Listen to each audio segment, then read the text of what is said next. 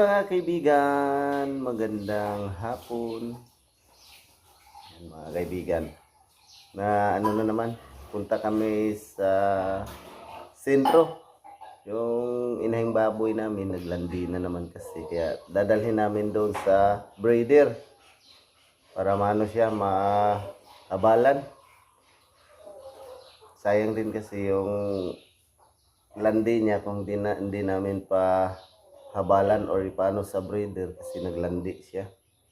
Ano din kasi kami ngayon sa mga alagang baboy at biik na mahina yung benta, pero naglandi na yung ilang baboy namin. Kailangan siyang madala sa breeder or mapahabal. Dun, ang ingay niya. Tas kaninang umaga hindi siya kumain. Ganyan kasi yung inahing baboy, maglandi, maingay, tas hindi kumakain. Tas kanina pinasok ko siya sa kulungan dahil pinaliguan ko. Sobrang putik, palagi kasi umuulan dito. Nilabas ko kasi yan sa kulungan dahil para maano yung mga biik ba, kasi kakaano ko lang, kakalutas sa mga biik, at para hindi palaging maingay yung biik, nilabas ko yung inahing. Nung na araw siya sa labas, doon ko lang siya tinali sa may puno. Tapos after 6 days naglandi na siya. Pero yung mga baboy tapos ng malutas or mahiwala yung biik after 4 days or 5 days, 6 days pataas, maglandi talaga yan. Depende naman, depende sa ibang baboy dahil may ibang baboy na abot na 1 buwan, kalahating buwan bago maglandi. Sa amin, ano lang siya, 6 days, naglandi na naman. Kaya kailangan namin siyang dalhin doon sa breeder, doon sa sentro, may breeder doon or butakal.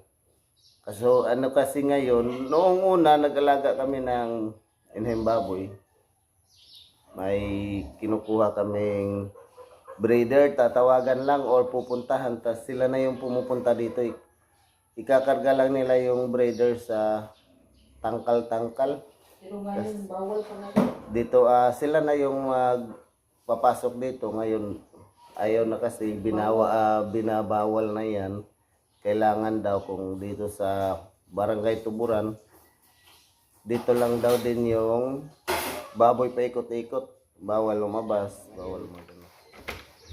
Nung naglandi na yung unang landi talaga sa alaga naming inahing baboy, doon ko sa sentro. Tapos ngayon may natirang biik, ito na sila, yung mga natirang biik mo dahil bali 5 na lang.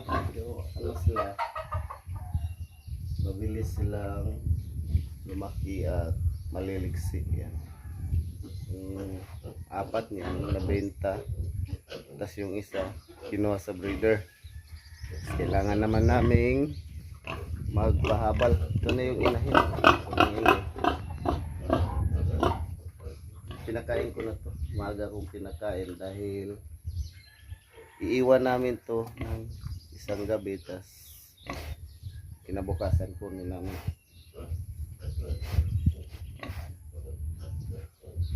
Ayaw gumalaw.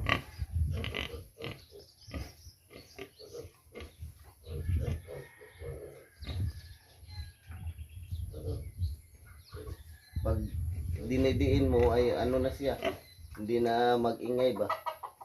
Pag idiin mo pababa, ayun na mag-ingay. Kaya pupunta na kami ni Iban ngayon. Yan si Iban. Ay mga kaibigan, magandang yan. Dalhin na po namin yung inahing baboy. Yun ang palatandaan mga kaibigan, pag maglandi na, may lalabas din Yung ano sa baboy. Yan, madali lang siya naglandi mga kaibigan. Mga kaibigan.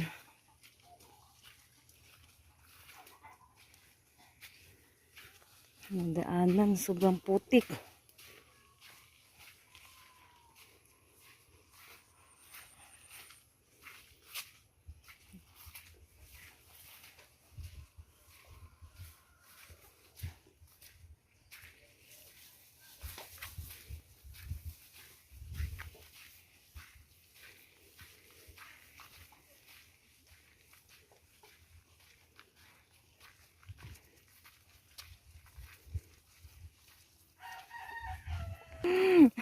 Nanguha naman pod. Takbo-takbo yung inahing baboy.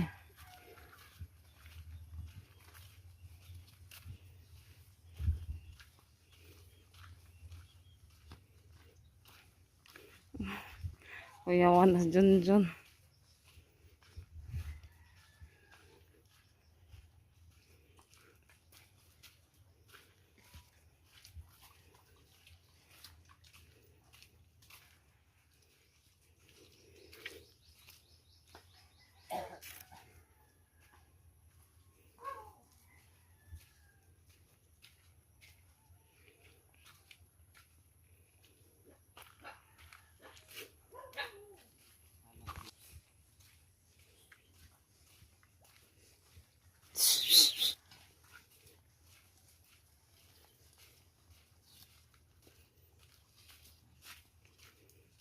Kaibigan, naligo sa putik dito.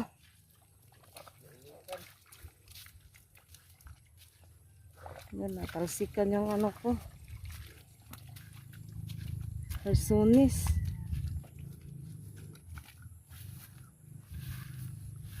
Ang buti na lang ano siya.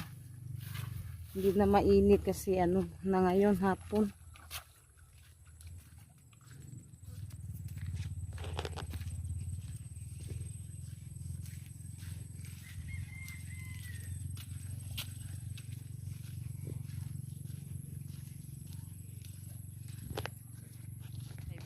Yan, dito muna kami saglit kasi ano siya sa tubig.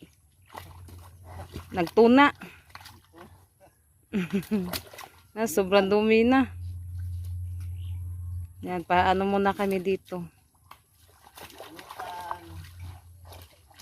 Malapit na kami mga kaibigan.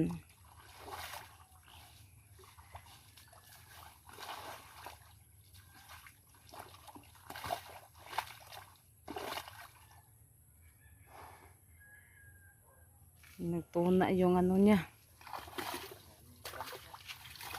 Ang bali-bali siya ay. Kaibigan, malapit na po kami.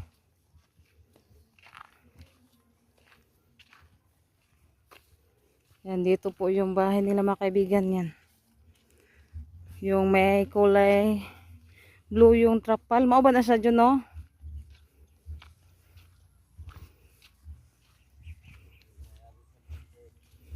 Yung may-ari sa blader mga kaibigan.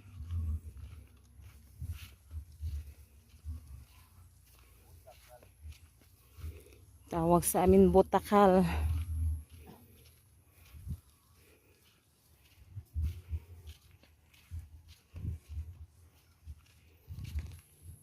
One hour later. Kaibigan, iniwan muna namin doon sa may-ari mga kaibigan kasi anuhan pa yun. Babalikan sa ano mga kaibigan, kaya iniwan muna namin. Bukas na po namin balikan. Yan, nagnano muna ni Junjun doon. Doon niya tinalian sa ano mga kaibigan, yung doon sa may-ari. Kaya uwi na lang, ay uwi na po kami kasi ano na din, hapon na. Ano pa ako magluto. Si Junjun nandun sa likod. Yan, thank you so much po sa lahat-lahat na sumusuporta at tumutulong sa amin. Maraming salamat po sa inyo lahat mga kaibigan.